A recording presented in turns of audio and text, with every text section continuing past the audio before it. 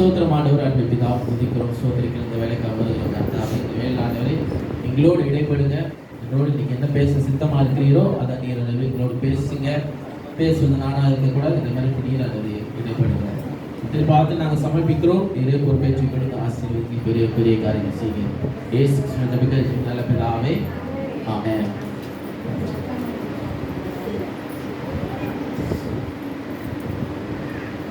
ரோமர் எழுதின நிருபம் 15ஆம் அதிகாரம் 13ஆம் வசனத்தை வாசிக்குமா?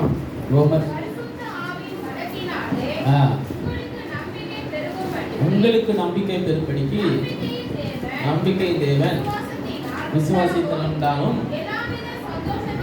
எல்லாவித சந்தோஷத்தினாலும் சமாதானத்தினாலும் உங்களை என்ன பண்ணுவாராம்?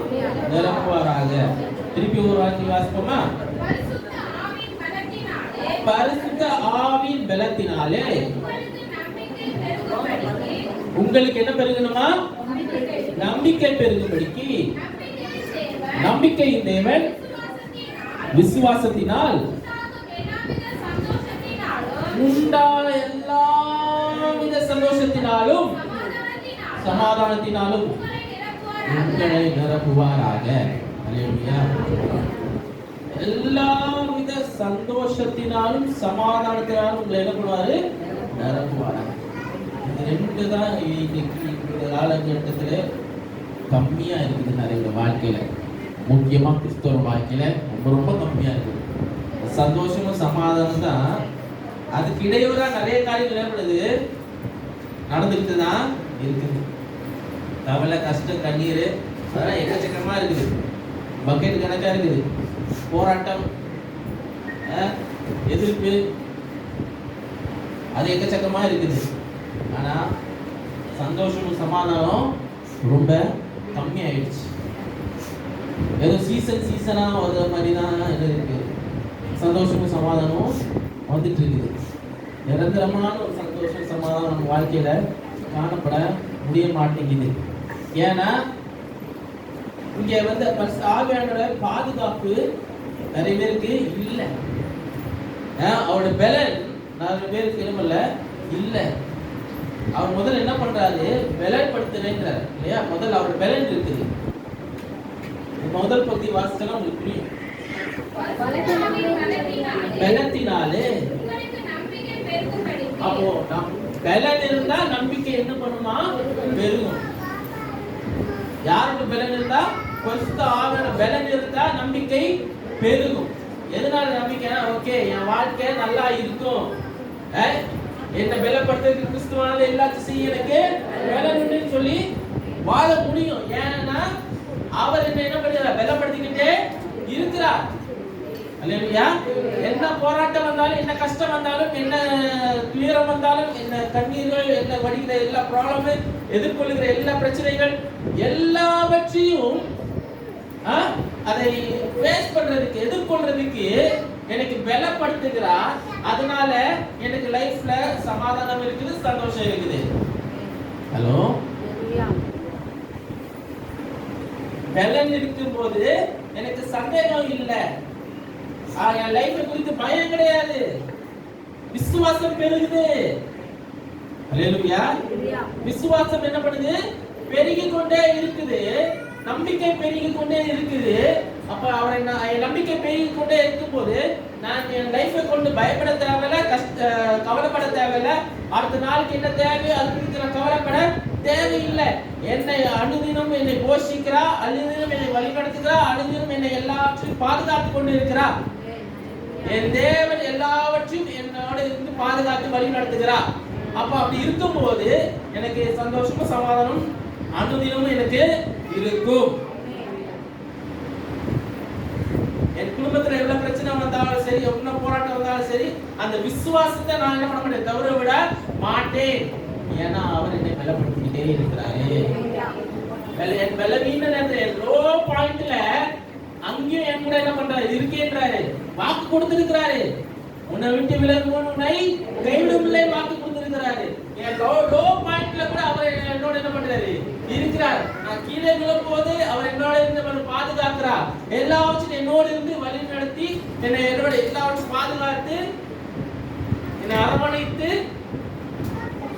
கஷ்டம் வரும்போது யாராவது என்ன அரவணைப்பாங்க ஒரு ஏக்கம் இருக்கும். அதுவே இருக்கும் எல்லாருக்கும். ஆனா நமக்கு புரியல. கிறிஸ்தவர்களுக்கு ஒரு நம்பிக்கை இருக்க வேணும்.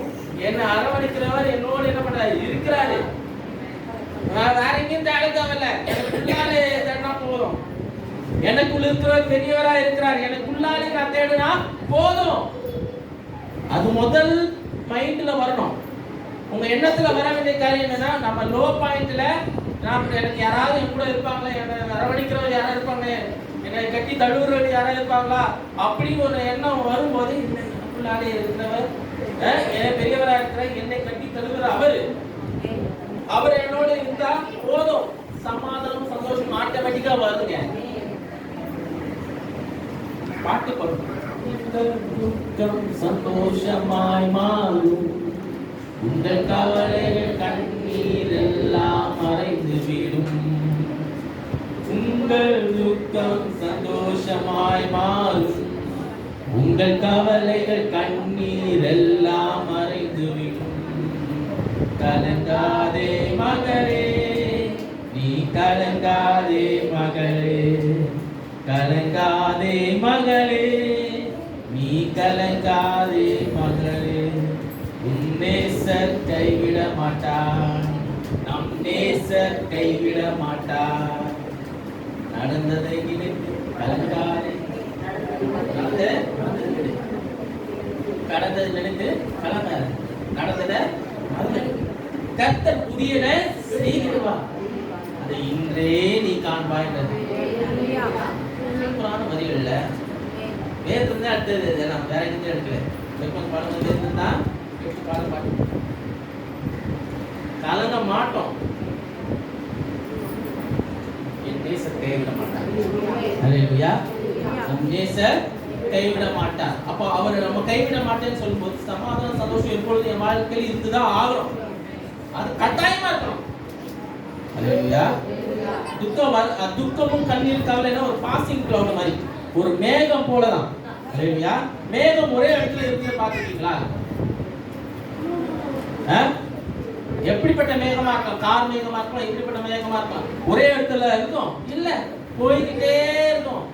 அதே போலதான் உங்க கண்ணீர் கவலை எல்லாம் அப்படிதான் போய்கிட்டே இருக்கு அப்படின்னு மைண்ட்ல வச்சுக்கோங்க. வேக போல பிரச்சனை வந்தாலும் போராட்டம் வந்தாலும் அது அப்படி கடந்து போகும். என் நேசர் கைவிட மாட்டேன். எனக்குள் இருப்பவர் பெரியவர், எனக்குள் இருப்பவர் பெரியவர். இந்த வருஷத்தோட வாக்கு தத்துவம் அதுதான் சொல்லப்பட்டது. நீங்கள் என்னிலும் என் வார்த்தையில் உன்னிலும் நிலைத்து இருக்கும் போது நீங்க கேட்கும் எதுவையோ அது உங்களுக்கு செய்யப்படும். அப்ப என்னோட வார்த்தை உங்களில் இருக்கிறாரு. அப்போ நாம அவர்ல இருக்கிறோம், அவர் வார்த்தை என்னோட இருக்குது. அப்ப நான் அவர் வார்த்தை எங்க இருந்ததுன்னா நான் கேட்ட எல்லாத்தையும் எனக்கு என்ன பண்ணுவார்? செய்வார். அப்போ நான் பிரச்சனை வரும்போது அந்த வார்த்தை உள்ள இருக்குதுன்னா அந்த வார்த்தை என்ன பண்ணணும்? செயல்படணும். அந்த வார்த்தை கொண்டு, விசுவாச வார்த்தை கொண்டு நம்ம என்ன பண்ணணும்? பேச ஆரம்பிக்கணும். பலவீனம் வரும்போது அந்த வார்த்தை என்ன சொல்லணும்? என்னை பலப்படுத்துகிற கிறிஸ்துவாலே எல்லாத்தையும் செய்ய எனக்கு பலன் உண்டுன்னு சொல்லணும். போராட்டம் கஷ்டம் வரும்போது வார்த்தைகள் என்ன நாங்க யூஸ் பண்ணணும்.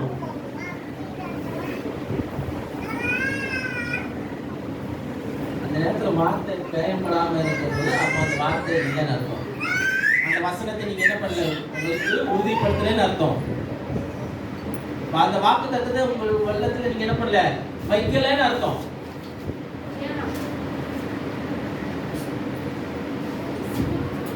புரியுதா நான் சொல்ல வருது? உங்க பிரச்சனையை எதிர்கொள்ள முடியல, உங்க சொல்யூஷன் தெரியல, ப்ராப்ளம்ஸை ஃபேஸ் பண்ண முடியல அப்படின்னு சொல்லும்போது இந்த இடத்துல அந்த வார்த்தை என்ன பண்ணல? யூஸ் பண்ணல அர்த்தம். நீங்க அந்த வார்த்தை நீங்க உங்க வாழ்க்கையில அபியாசப்படுத்தல, வாக்கு தத்துவம் வேஸ்டா போகுது, வீணாக போகுது. போராட்டம் வரும்போது தான் வாக்கு தத்துவம் வேலை செய்யணும். பிரச்சனை வரும்போது வாக்கு தத்துவம் வேலை செய்யணும். அப்போ ஆண்டவர் வேலை செய்வார். அந்த வார்த்தை நினைவு கூறுங்க. வார்த்தைகளை நினைவு கூறுங்க. உங்களுக்குள்ளான வார்த்தை இருந்தா ஆட்டோமேட்டிக்கா வார்த்தை தான் செயல்பட்டு கொண்டே இருக்கும். ஐயோ அம்மான்னு புலம்ப மாட்டீங்க. விசுவாச வார்த்தைகளை பேச துவங்குவீங்க.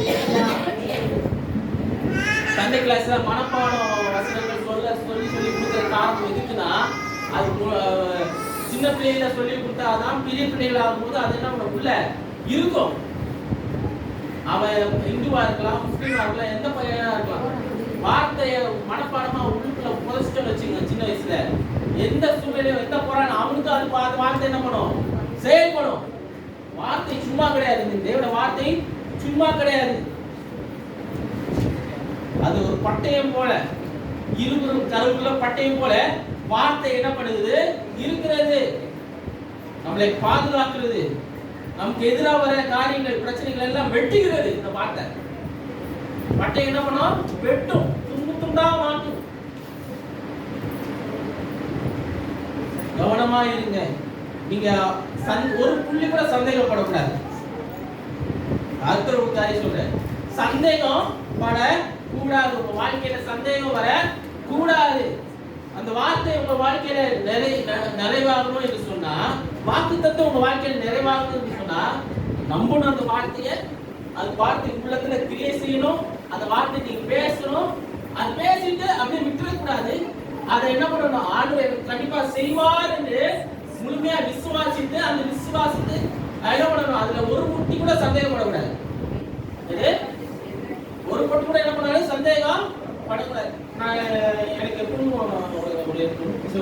ஒரு வெள்ளை பேப்பர் எடுத்துட்டு அதோட பிரச்சனை பிரச்சனையோ கஷ்டமா தான் எதிர்கொள்ளும் போது அது எப்படி ஒரு வெள்ளை பேப்பர்ல ஒரு ஃபுல்லா வெள்ளையா இருக்கும்போது பிரச்சனை இல்லை. அது சின்னதாக ஒரு பெண்ணு மார்க், பிளாக் மார்க் ஒன்று வச்சுக்கொண்டு அந்த வெள்ளை பேப்பர் வெள்ளையா இருக்க இடத்துல எல்லாம் கட்டு போகாது. அந்த பிளாக் மார்க் தான் எல்லாரும் தமிழ்ல பண்ணுவோம். ஏதோ மேக்னிஃபை பண்ண மாதிரி என்ன பண்ணும், அந்த பிளாக் மார்க் பார்த்தா கண்ணுக்கு நல்லா தெரியும். வெள்ளையா இருக்கிற இடத்துல ஒரு சின்னதா ஒரு பாயிண்ட் வச்சா கூட அங்க அதே மாதிரி தான் லைஃப். கண்ணு அங்கதான் தெரியும். அந்த வெள்ளையா இருக்கிறனால நமக்கு தெரியாது. பிரச்சனை வரும்போது அது மாதிரிதான், அந்த கருப்பு புள்ளி மாதிரி தான். பிரச்சனை வரும்போது அந்த பிரச்சனையை மாத்திரம் தான் கண்ணுக்கு தெரியும். அதுக்கு பின்னாடி அதுக்கு சொல்யூஷன் கொடுக்குற ஆண்டவர் என்ன பண்ணல இல்ல, அவர் கண்ணுக்கு நமக்கு தெரியாது. பிரச்சனை தான் பெருசா நமக்கு தெரியும். அதுதான் பெரிய, அதான் முக்கியமான ஒரு காரியம் லைஃப்ல. அது வந்து வெளியே வரணும், இட்டு வரணும், அப்படின்னு மண்டை போட்டு பழக்கி போய் வழிய ஐயா பிரச்சனையை நம்மிட்டு மாற்றுகிறவர் நம்மோடு இருக்கிறார் என்று அந்த டைம்ல கண்ணுக்கு தெரியாது. அந்த பெரிய வெள்ளை கலர் அந்த பெருசா இருக்க அந்த அவர் ஆண்டவர் நமக்கு தெரியாது. சின்னதா இருக்கிற பிரச்சனை மாதிரி அவருக்கு நம்ம கண்ணுக்கு தெரியுது. அதான் பெருசா நம்ம கண்ணுக்கு தெரியுது. அதுக்கு பின்னாடி பெருசா ஆண்டவர் இருக்கிறாருங்க. அதை பாருங்க. நீங்க என்ன எதிர்கொள்ளுகிறீங்களோ அதுக்கு பின்னாடி அவர் இருக்கிறார். முக்கியமா உங்க பின்னாடி அவர் இருக்கிறார். அப்போ பிரச்சனை வரும்போது உங்களுக்கு முன்னாடி வராது, அவர் முன்னாடி போறாரு. அவர் பின்னாடி நம்ம போனோம்னா பிரச்சனையே இல்லை. இல்லையா? பிரச்சனை எல்லாம் ஒண்ணுமே கிடையாது. நான் சொல்லுங்க சார், எவ்வளவு பெரிய காரியம் சொல்றீங்க. என்னதான் ப்ராப்ளம் வந்தாலும், என்னதான் பிரச்சனை வந்தாலும் முன்னாடி பாதுகாப்பு அவரு இருக்கிறார். அப்போ பிரச்சனை நீங்க எதிர்கொள்ளும் போது அவர் பிரச்சனையை எதிர்கொள்றதுக்கு நீங்க எதிர்கொள்ள தேவையில்ல. அவர் முன்னாடி வந்து உங்களுக்காக என்ன பண்ணாரு, எதிர்கொள்ள அவர் பின்னாடி என்ன பண்ணாருங்க போகலாம். அதான் ரொம்ப பெரிய காரியம். பிரச்சனையா நீங்க நினைக்காம இருந்தா பிரச்சனையா இருக்காது. பிரச்சனையா நினைச்சீங்கன்னா பிரச்சனை பெரிய பிரச்சனையா மாறும். அப்போ அவர் ராஜாவா இருக்கிறார், உங்களை ஆளுகிறவரா இருக்கிறார். அல்லேலூயா. உங்களை அரசாளுகிறவரா இருக்கிறார். அப்போ அந்த எப்படி அரசாளுகிறார், சந்தோஷத்தை கொடுக்கிறாரு, சமாதானத்தை கொடுக்கிறாரு. எல்லா விதமான விஷயத்தினாலும் எல்லா விதமான வரங்களினாலும் உங்களை என்ன பண்ணார், நிரப்புகிறவரா இருக்கிறாரு. அல்லேலூயா. நிரப்புகிறாரா இல்லையா? வரங்களை தராரா இல்லையா? பா புதுசா நான் சொல்றேன்ப்பா. எல்லாம் தாராளா இல்லையா? உங்களுக்கு எல்லாம் செய்யறாரா இல்லையா? 2 கொரிந்தியர் 3ஆம் அதிகாரம் 17 18 வாசிங்க. கர்த்தரே ஆவியானவர், கர்த்தரே ஆவி எங்கேயோ அங்கே விடுதலை உண்டு. ஹலோ, இருக்கீங்களா? ஆமென். கர்த்தரே ஆவியானவர், கர்த்தர் எங்கேயோ அங்கே விடுதலை உண்டு. பிரச்சனை இருக்குதா? போராட்டம் இருக்குதா? எங்கேயாவது அகப்பட்டு இருக்கீங்களா? எங்கேயாவது அடிமைத்தனத்துல பிடிபட்டு இருக்கிறீங்களா? கர்த்தரே ஆவியானவர், கர்த்தர் அங்கே எங்கேயோ அங்கே விடுதலை உண்டு. எதையா விட்டு வர முடியலையா? மீண்டு வர முடியலையா? ஏதோ பிரச்சனை உங்களை அடியை குத்தி கொண்டே இருக்குதா? விடுதலை ஆக்கிறவர் என்ன பண்றாரு? உங்களோட இருக்கிறார். கர்த்தர் தான் உங்களை என்ன பண்றாரு? விடுதலை படுத்துக்கிறார். அல்லேலூயா. விடுதலை நாயகன் வெற்றியை தருகிறார். எனக்குள்ளே இருக்கிறார். என்ன? அப்போ எனக்குள்ள இருக்கிறவர் அவர் என்ன பண்ண? விடுவிச்சுக்கிட்டே இருக்கிறார். என் நேசர் ஜீவிக்கிறார். அல்லேலூயா. அவர் உயிரோட இருக்கிறார். இப்போ நம்ம சிலுவை ஞானத்தை குறித்து பார்ப்போம். அவர் பட்ட காரியங்கள்லாம் நம்ம அடுத்தது நம்ம ஒரு 4 நாள் நம்ம பார்க்க போறோம். எல்லாரும் இங்க இருக்கிறவங்க எல்லாம் நான் பார்க்கணும் அந்த நாள்ல. சாயங்காலம் 7 மணிலேருந்து நாளைக்கு 7 மணிலேருந்து நம்மளுக்கு சாயங்காலம் ஆரம்பிக்குது. அங்கே வர முடிஞ்சவங்க அங்கே வாங்க. யாரெல்லாம் இங்கே இந்த சைடில் இருக்கிறாங்களோ அவங்களாம் கூட்டிட்டு வாங்க, அந்த இடத்துல வாங்க.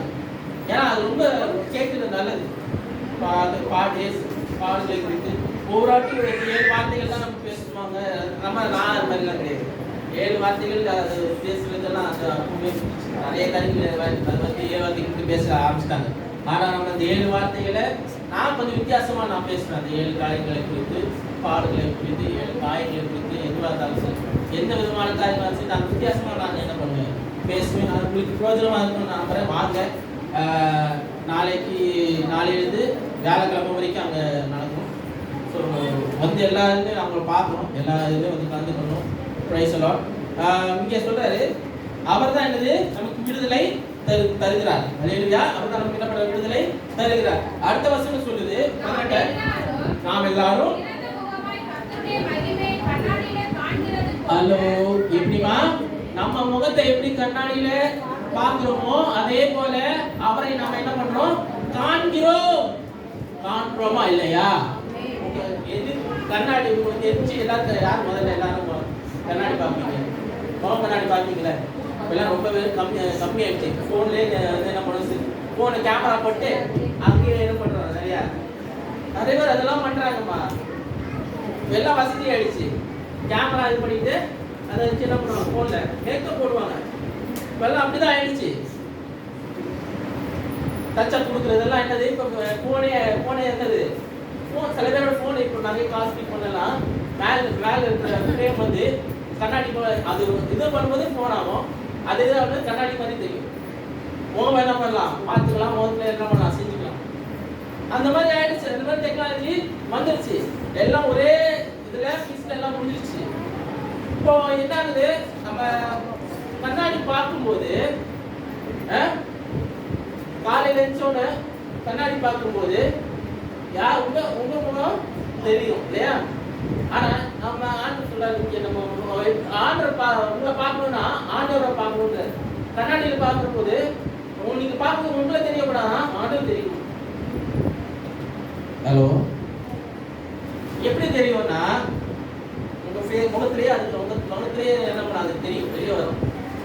உங்களுக்குள்ளாலே வரும்போது நோட்டில் நடக்கும்போது உங்களை அவங்க பார்க்க கூடாது. உங்களுக்குள்ளால இருக்கிற இயேசு அவங்க என்ன பண்ணுவாங்க? அது நீங்க நடத்தையில் அது என்ன பண்ணும்? வெளியே தெரியும்.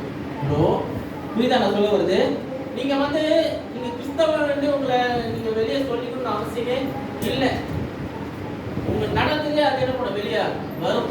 நீங்க பழகிற விதத்திலே அது வெளியே வரும். உங்க பேச்சுல அது வெளியே வரும்.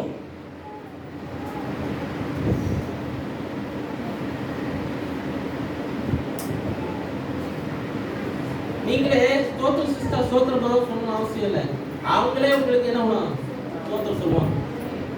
அதுதான் அது பண்ணாங்கன்னா உண்மையிலே அவங்களுக்கு ஆண்டு தெரியுறான்னு சொல்ல உங்களுக்கு புரிஞ்சுக்கணும். புரியுதா நான் சொல்ல வருது? நீங்க யாருக்கும் ஸ்ட்ரைட்டா போயிட்டு வாங்க எப்படி இருக்கீங்க, தோத்துரும் நல்லா இருக்கீங்களா அப்படின்னு நீங்க போய் வாலண்டியரா நீங்க பேசணும் அவசியம் இல்லை. அவங்க உங்ககிட்ட வாலண்டியரா வருவார். அது அப்படி வந்தாங்கன்னா உங்களுக்குள்ளாரே ஆண்டு உள்ள இருந்து ஆண்டு வெளிப்படுறான்னு தெரியும், அவர் அபிஷேகம் வெளியே வருதுன்னு தெரியும். அல்லேலூயா. உங்களை பார்க்கல அவங்க உள்ளார இருக்க ஆண்டவரை பார்க்கறாங்கன்னு தெரியும், தெரிய வரும். அல்லேலூயா, அல்லேலூயா. நீங்க முக்கியம் கிடையாதுங்க. நீங்க அவ்வளவு குத்தம் போறோம் அவங்களாம் கிடையாது. நானும் அப்படி கிடையாது. நம்ம எல்லாம் நான் பாவி முக்காவாசி பாவி, அப்படிப்பட்ட பாவி நான். அந்த இடத்துல எல்லாம் நீங்க தகுதியே இல்லை. நானும் ஆண்டவர் என்ன பண்றேன் அப்படி தகுதிப்படுத்தி மாத்தி வச்சிருக்கிறேன். நான் பண்ணதுக்கெல்லாம் நான் எப்பயோ மதிச்சு போயிருக்கோம். நான் பண்ண காரியம் லோலாய்க்காரங்கெல்லாம் அதுக்கும் பார்த்தேன்னா அது எப்பயோ நான் மதிச்சு போயிருக்கோம். நிறைய காரியம் பண்ண இப்போ ஆண்டு தெரியும். ஆனா அது வெளியே சொல்ல முடியாது. அந்த மாதிரி காரியங்கள் நிறைய நடக்குது லைஃப்ல. ஆனா வந்து அந்த எல்லாத்தையும் பாவமா என்ன கழுவிட்டாரு. நான் ஒப்பு கொடுத்துட்டேன். ஆண்டவர்கிட்ட போட்டு ஒப்பு கொடுத்து சரண பண்ணிட்டேன். அந்த நிலைமை ஆயிடுச்சு. ஐயா என்னால முடியாதையான்னு சொல்லிட்டு என்ன பண்ணேன், விழுந்துட்டேன் அவர் பாத்துல. அது பாத்துல விழுந்தனால நான் என்ன பண்ண மீட்கப்பட்டேன். நான் கழுவப்பட்டேன். நான் ஒரு பிள்ளையா மாறிட்டேன். அப்ப நான் என்ன பண்ண தேவையில்ல, அதை குறித்து நான் என்ன தேவையில்லை. என் பழையதை குறித்து நான் என்ன தேவையில்லை. பழைய வாழ்க்கை குறித்து என்ன தேவையில்லை. அது பழைய மனுஷன். அது அவன் எப்பயோ என்ன பண்ண செத்து போயிட்டான். எனக்குள்ளாக இருக்கிறவர் பெரியவர். என்னை வழி நடத்துகிறவர் அவர். என்னை பிரகாசிக்க வைக்கிறவரும் அவர் தான். அல்லேலூயா. என்னை மேன்மைப்படுத்துகிறவர் மகிமைப்படுத்துகிறவர் அவர் தான். அதுல போட்டுருப்பாங்க மகிமைப்படுத்து மகிமை அவருக்கு இருக்குதா? வாசிங்க. 18ஆம் வசனம் ஃபர்ஸ்ட்ல வாசிங்க. நாம் எல்லாரும் திறந்த முகமாய் கர்த்தருடைய மகிமையை கண்ணாடியிலே காண்கிறது போல கண்டு ஆவியா இருக்கிற கர்த்தரால் அந்த சாயலாய் மகிமை மேல் மகிமை அடைந்து மறுரூபப்படுகிறோம். அல்லேலூயா, அல்லேலூயா. பெரிய காரியம் இல்ல. மகிமை மேல் மகிமை அடைந்து மறுரூபப்படுகிறோம். நீங்கள் மறுரூபப்படுகிறீங்க. ரட்சிப்பின் வாழ்க்கை அப்படிப்பட்ட வாழ்க்கையா இருக்கிறது. அல்லேலூயா. ரட்சிப்பின் வாழ்க்கை அப்படிப்பட்ட வாழ்க்கையா இருக்கிறது. கிறிஸ்துவ வாழ்க்கை அப்படிப்பட்ட வாழ்க்கையா இருக்கிறது. நீங்க ஞானஸ்நானம் எடுத்து சபையில சேர்க்கப்பட்டிருக்கிறதுனால நீங்கள் அவரை பின்பற்றுகிறீங்க, அவரோட சீஷர்களா மாறுகிறீங்க. அப்படி மாறினதுனால அவரோட மகிமை நம்ம மேல என்ன பண்ண இறங்கி இருக்கிறது. மகிமை மேல் மகிமை அடைகிறதுனால நம்ம என்ன பண்றோம், மறுரூபமாக்கப்படுகிறோம். We are the follower of Christ. நாம இயேசுவின் பின்னாடி போகிறவர்களா இருக்கிறோம், பின்பற்றுகிறவரா இருக்கிறோம். அதனால அவருடைய மகிமை என் மேல வந்துகிட்டே இருக்கும். அல்லேலூயா. அவருடைய மகிமை என் மேல வந்துகிட்டே இருக்கு, என் மேல இறங்கிக்கிட்டே இருக்கும். அப்ப நானும் மகிமை அடைகிறேன். அல்லேலூயா. நான் தனியா எல்லாம் மகிமை அடைய முடியாதுப்பா. அந்த மேன்மை மகிமை என்ன தனியா வரணும், அவர் இல்லாம வர முடியாது. அல்லேலூயா. உங்களுக்கு அதே தான். அவர் இல்லாம நீங்க என்ன பண்ண முடியும், மகிமை அடைய முடியாது. அந்த மகிமைக்கு பாத்திரர் அவர் தான். அவர்கிட்ட அந்த இது கொஞ்சம் நம்ம என்ன பண்ணிக்கிறோம், வாங்கிக்கிறோம். ஏன்னா அவரோட முகம் பார்க்குற போல இல்லையா. கண்ணாடி எப்படி கண்ணாடி பார்த்தா நம்ம முகம் திருப்பி என்ன காட்டணும். அப்போ அதே போலதான் அவரோட மகிமையை நம்ம என்ன பண்ண நம்ம பார்க்கணும். அல்லேலூயா.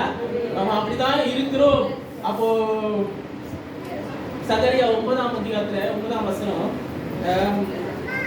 நம்ம ஏன்னா அவர் ராஜாவா இருக்கிறதுனால அவர் மகிமை என் மேல இருக்கிறதுனால அவர் என்ன பண்றாங்க பின்பற்றுகிறதுனால இன்னைக்கு நம்ம இது பண்றதுனால அந்த வசனம் சொல்லப்படுகிறது. அவர் எப்படி வருகிறார், சீயோன் குமாரத்தியே மிகவும் களிகூரு, எஸ்லேம் குமாரத்தியே இதோ உன் ராஜா உன்னிடத்தில் வருகிறார். அவர் எப்படிப்பட்டவரும், நீதி உள்ளவரும் ரட்சிக்கிறவரும் தாழ்மை உள்ளவரும் மரியின் மேல் ஏறி வருகிறார் என்று ஏறி வருகிறார். அல்லேலூயா. அவர் எப்படிப்பட்டவர், திருப்பி மிகவும் களிக்கூறு. கம்பீரி. அல்லேலூயா. இதோ உன் ராஜா உன்னிடத்தில் வருகிறார். அவர் நீதி உள்ளவர், ரட்சிக்கிறவர், தாழ்மை உள்ளவர். நீதி உள்ளவர், ரட்சிக்கிறவர், தாழ்மை உள்ளவர். 3 ஆட்ரிபியூட்ஸ் அவருக்கு இருக்குது. அவர் நீதி உள்ளவர், அவர் நம்மளை ரட்சிக்கிறவர், அவர் தாழ்மை உள்ளவரா இருக்கார். அதனால கழுதைன்னு பார்க்கும் கழுதை நம்ம ஏறி வராரு. அல்லேலூயா. நமக்கு பார்க்கும்போது கழுதை இப்போ நம்ம கழுதை பார்க்க முடியறது இல்லை. இங்கே நார்மலா சிட்டிஸ்ல எல்லாம் கழுதை அவ்வளவு சீக்கிரமா பார்க்க முடியல. இப்போ நம்ம கழுதை என்ன பண்றோம், அசிங்கமா நினைக்கிறோம். அந்த டைம்ல ஒரு கழுதை ஓன் பண்றது, கழுதையை நம்ம சொந்தமா மாத்திக்கிறதுக்கு எவ்வளவு பணம் கொடுக்கணும் தெரியுமா? சில நிறைய முக்கியமா ஆட்கள் என்ன பண்ணுவாங்க, வச்சிருப்பாங்க அந்த கழுதை. ஏன்னா பொதி சுமைக்கிறதுக்கு அவங்க காரியங்கள் பண்றதுக்கு அவங்க என்ன பண்ணுவாங்க, வச்சுப்பாங்க. இப்போ நம்ம காரெல்லாம் வச்சிருக்கிறது மாதிரி அந்த பட்டு அந்த டைம்ல என்னது கழுதை ஒரு வாகனம் போல என்ன பண்ணாங்க, யூஸ் பண்ணாங்க. அந்த டைம்ல அது நம்ம பொதிய சுமந்துட்டு போவோம். அவங்களுக்கு உட்காந்து போறாங்க, சரி எப்படி வந்தாலும் சரி அவங்க என்ன பண்ணுவாங்க, அவங்க சேஃப்க்கு அவங்க என்ன பண்ணுவாங்க, வச்சுப்பாங்க. இப்போ நம்ம நம்ம டைம்ல வச்சுன்னா ஒரு BMW கார் மாதிரி அந்த ரேஞ்சில் தான் என்ன பண்ணுவாங்க. அந்த டைம்ல கழுதைகள்லாம் நம்ம பார்க்கறதுக்கு கழுதைலாம் ஒண்ணுமே இல்லை. ஆனால் அவர் என்ன பண்றாரு, அவர் தாழ்மை உள்ளவர். எப்படிப்பட்ட தேவன் நமக்கு முன்பாக வருகிறார். அவர் ரட்சகரா இருக்கிறார், அவர் நீதி உள்ளவரா இருக்கிறார், அவர் தாழ்மை உள்ளவரா இருக்கிறார். அல்லேலூயா. அப்படிப்பட்ட தேவன், அப்படிப்பட்ட ராஜா நமக்கு முன்னாடி என்ன பண்றார், வந்து நமக்கு முன்னாடி போயிட்டு இருக்கிறார். அல்லேலூயா. அல்லேலூயா. அப்போ அப்படி போகிறவர் நம்மளை எல்லா நேரத்திலும் நம்மை அரசாளுகிறார், எல்லா நேரத்திலும் நம்மை விடுவிக்கிறார், எல்லா சூழ்நிலையிலும் அவர் நம்மை காப்பாற்றுகிறார். அவர் நமக்கு முன்னாடி போனா எந்த ஒரு காரியம் வந்தாலும் சரி, எந்த ஒரு கெடுதல் வந்தாலும் சரி, எந்த ஒரு பிரச்சனை வந்தாலும் சரி, அவர் எனக்கு முன்னாடி போகும்போது எதை குறித்து நான் கவலைப்பட தேவையில்லை. ஏன்னா அந்த டைம்ல அவர் ராஜா என்று என்ன பண்ணாரு, அழைத்தாங்க.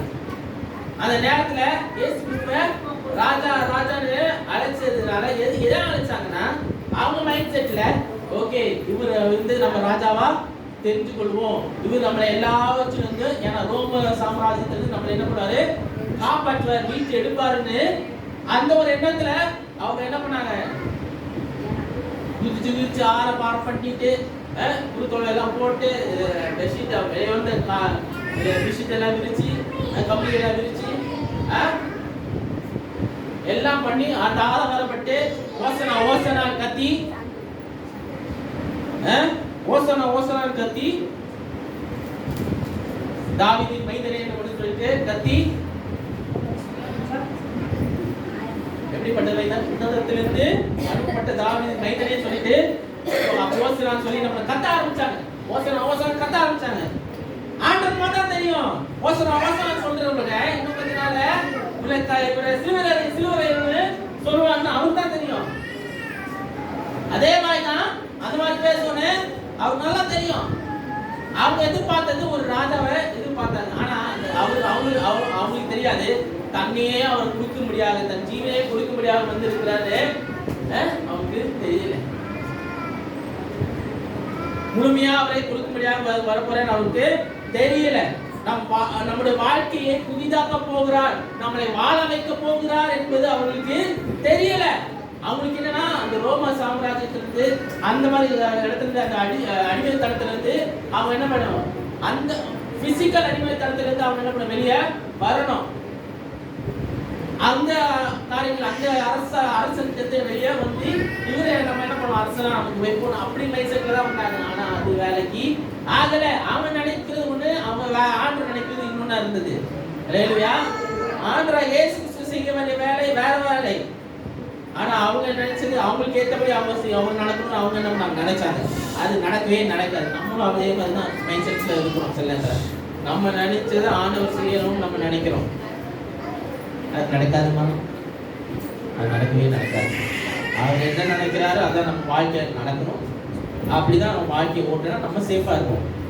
இப்படிதான் நான் சொல்ல வருது.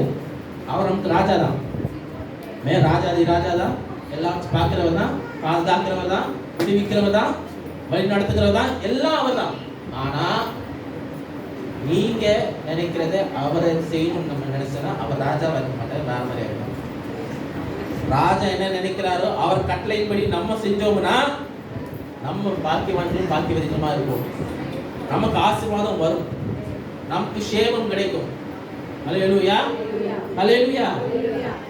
நம் வாழ்க்கை நல்லா மாறும், சந்தோஷமா இருக்கும். நம்ம வாழ்க்கையை எப்படி நமக்கு செயல்படுத்தணும் நமக்கு தெரிய மாட்டேங்குது. நம்ம வாழ்க்கையை எப்படி நம்ம செயல்படுத்தணும் நமக்கு தெரிய மாட்டேங்குது.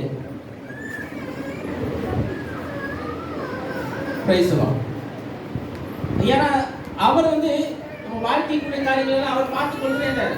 உங்களுக்கு நான் எல்லாத்தையும் நான் செஞ்சு தரேன்றாரு. ஏன்னா நமக்கு நம்ம லைஃப்பை எப்படி ஓட்டணும் நமக்கே தெரிய மாட்டேங்குது. சில நேரத்தில் நம்ம இந்த பவனி குறித்து நம்ம எல்லா சாப்டர்லையும் போடுது. யோவான்ல போடுது, லூக்கால போடுது, மார்க்ல போடுது, மத்தேயுல போடுது, எல்லாத்துலையும் போடுது. வேணா எழுதி வச்சுக்கோங்க. யோவான் 12ஆம் அதிகாரம் 12ஆம் வசனத்திலிருந்து 19ஆம் வசனம் வரைக்கும் அந்த பவனி குறித்து பேசிட்டு, லூக்கா 19ஆம் அதிகாரம் 28ஆம் வசனத்திலிருந்து 44ஆம் வசனம் வரைக்கும் இருக்குது. மார்க் 11ஆம் அதிகாரம் 1ஆம் வசனத்திலிருந்து 11ஆம் வசனம் வரைக்கும் இருக்குது. மத்தேயு 21ஆம் அதிகாரத்தில் 1ஆம் வசனத்திலிருந்து 11ஆம் வசனம் வரைக்கும் இருக்குது. வேணா மத்தேயு மாத்திரம் வாசிப்போமா? ஒரே ஒரு இது அது 9லேருந்து 11 வரைக்கும் வாசிப்போம். மத்தேயு 21 9லேருந்து 11 வரைக்கும் வேணா வாசிப்போம். அந்த பகுதி மாத்திரம்.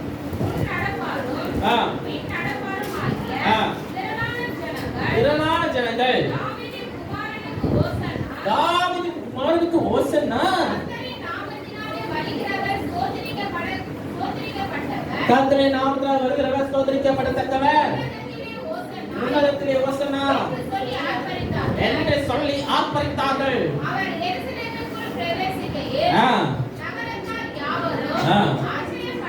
ஆச்சரியப்பட்டு இவர் யார் என்று விசாரித்தார்கள்.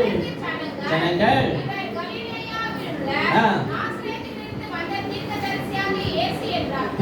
இயேசு என்றார்கள். 11 வரைக்கும் வாசிட்டீங்களா? 11 அது ஆலயத்தில் உள்ள காரியங்கள், அது வேற. அது அப்போ எல்லாரும் ஆச்சரியப்படத்தக்கபடியாக ஆண்டு அந்த நாளில் நம்ம வந்தார் இல்லையா? யார் பயங்கரமான ஆள், ராஜா மாதிரி வராரு. வேற ஓசனா வேற பயங்கரமா ஆர்ப்பரித்தார்கள். அதுக்கேற்ற மாதிரி அவன் ஹைப்பை ஏற்றி விடுறாங்க. நல்லா நிறைய பேர் நமக்கு அது மாதிரி யாராவது ஹைப்பை ஏற்றி விட்டோன்னு வச்சுக்கோங்களேன், நம்மளும் பாலிடிக்ஸ்ல போய் நம்மளும் ஒரு ராஜா மாதிரி உட்காந்துட்டேன்னா நல்லா இருக்கு அப்படின்னு தான் நம்ம நினைப்போம். ஆனா ஆண்டு அப்படி நினைக்கவே இல்லை. நமக்கு அந்த ஹைப்பை ஏற்றி விட்டாங்கன்னா தேவரை பயங்கரமா ஆழ்பா சொல்லி நமக்கு கோஷம் போட்டாங்கன்னா அந்த கோஷத்துக்காக நம்ம என்ன பண்ணுவோம்? நம்ம பின்பற்றிகள், நம்ம ஃபாலோவர்ஸ்.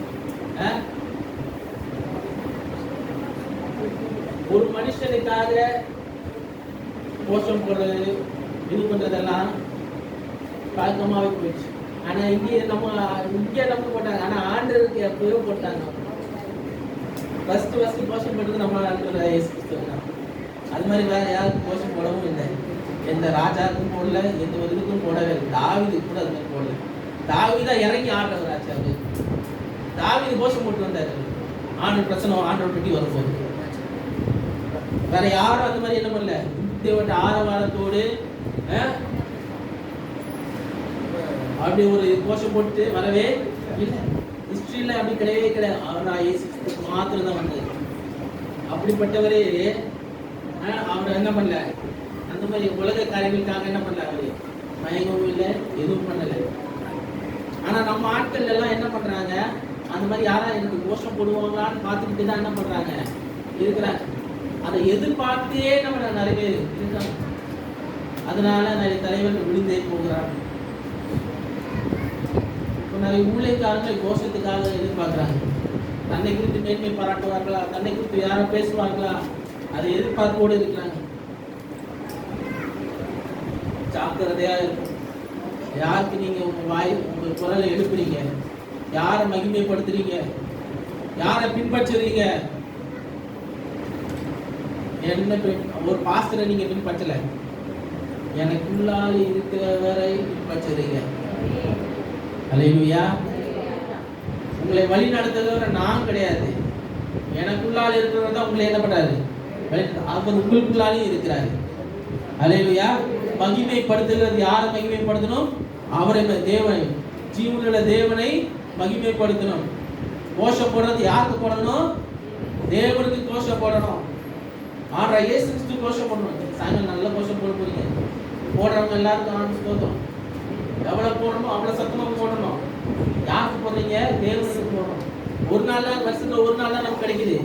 அந்த வாய்ப்பை தவறு விடக்கூடாது. சத்தமா பண்ணுங்க, எல்லாம் செய்யுங்க, ஆர்ப்பரிங்க, எல்லாம் செய்யுங்க. ஏன்னா தேவனை, ஜீவன தேவனை நம்ம என்ன பண்றோம்? ஆர்ப்பரிக்க போகிறோம். ஏன்னா அவர் தான் நமக்கு எல்லாருமா இருக்கிறார். அவர் நம்ம ஆத்ம நேசராய் இருக்கிறார். நம் வாழ்க்கையை அவர் என்ன பண்றாரு? செயல்பட வைக்கிறார். ஒவ்வொரு நாளும் எப்படி இருக்கணும், எப்படி வாழணும், எப்படி நம்ம வாழ்க்கையை ஓட்டணும் என்பது அவருக்கு நல்லா தெரியும்.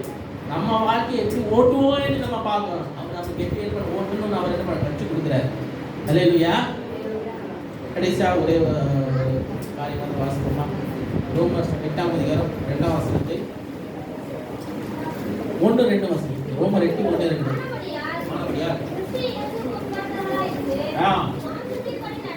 மாம்சத்தின்படி நடவாமல் ஆக்கினை தீர்ப்பு இல்லை. கிறிஸ்து இயேசுவினாலே